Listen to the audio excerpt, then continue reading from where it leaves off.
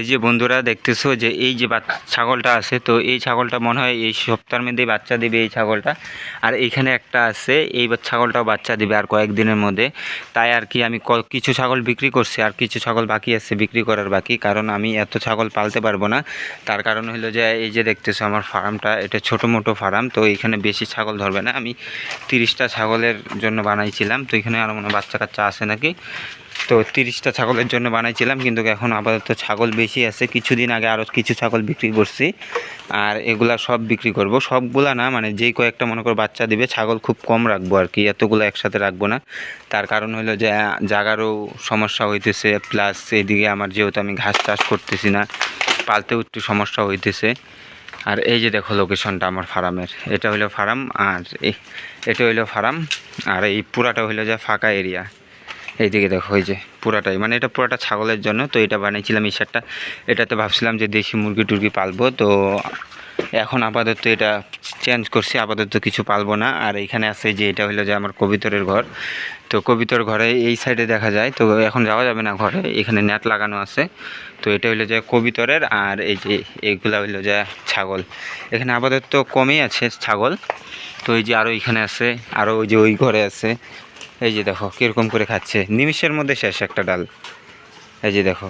তো এই যে দেশি ছাগলের একটা জিনিস কি, এই ছাগলটা যে আছে না, এটা ছোট বাচ্চা, কিন্তু এখন হাইস্টলি ওর বয়স কত হবে, 3.5 মাসের মতো। তো এটা গাব হয়ে গেছে, তো এটাকে বলে দুধ গাব বলা হয় এটাকে। এই যে দেখো বাচ্চাটা, এটা হলো দুধ গাব। তো এই গাবটাই থাকবে, তার কারণ হলো যে সেম এজের পাঠা আছে, যেহেতু আমার বাড়িতেই পাঠা আছে, তো আমার সেরকম কোনো সমস্যা হয় না।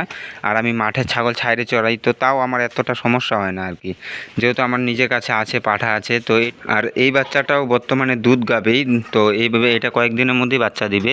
এই যে দেখতেছো, এটা কয়েকদিনের মধ্যে বাচ্চা দিবে, হয়তো 2-3 দিন 4 দিনের মধ্যে বাচ্চা দিতে পারে এই ছাগলটা। আর এই ছাগলটাও বাচ্চা দিবে। তো ওইখানে আরও 2টা আছে বাচ্চা দেওয়ার বাকি। এই যে দেখো, এটা কিন্তু দুধ গাব ছিল, দুধ গাব থেকে এখন ফাইনালি এখন বাচ্চা দিবে এটা। তো এই ছাগলটার এত পরিমাণে সর্দি লাগছিল, এই যে দেখো সর্দি দেখাই যায়, কিন্তু ওষুধ খাওয়াইতে পারতেছি না। তার কারণ হলো যে এটা কয়েকদিনের মধ্যে বাচ্চা দিবে। তো ডাক্তারের সাথে পরামর্শ নিলাম, পরামর্শ নেওয়ার পরে ডাক্তারবাবু বলতেছে যে এখন খাওয়ায়ও না, যেহেতু কয়েকদিনের মধ্যে বাচ্চা দিবে, তো এখন ওষুধ না খাওয়ানোই ভালো। তো যাই হোক, যেভাবে বলতেছে আমাকেও সেভাবেই চলতে লাগবে। আর এই যে দেখো আমাদের সব থেকে দুষ্ট ছাগল, এই যে পাঠা আছে। তো এরকম পাঠা আমার কাছে 3টা আছে, এটা ছোট, এর থেকে আরও বড় বড় আছে। তো এইগুলা হয়তো আর কয়েকদিনের মধ্যেই, পাঠা না শুধু, অনেকগুলো পাঠিও বিক্রি করব, কারণ আমাকে বিক্রি করতেই হবে। মানে এত ছাগল রাখার মতো জায়গা হবে না যখন এরা বাচ্চা দিবে। এরা তো মনে করো এই মাসের মধ্যেই, এই ছাগল আর এই ছাগল এই দুইটা তো এই মাসের মধ্যে বাচ্চা দিবে। তো তারপরে আর কি আমাকে বিক্রি করতে হবে, কারণ না হলে আমার কাছে জায়গা শর্ট হয়ে যাবে।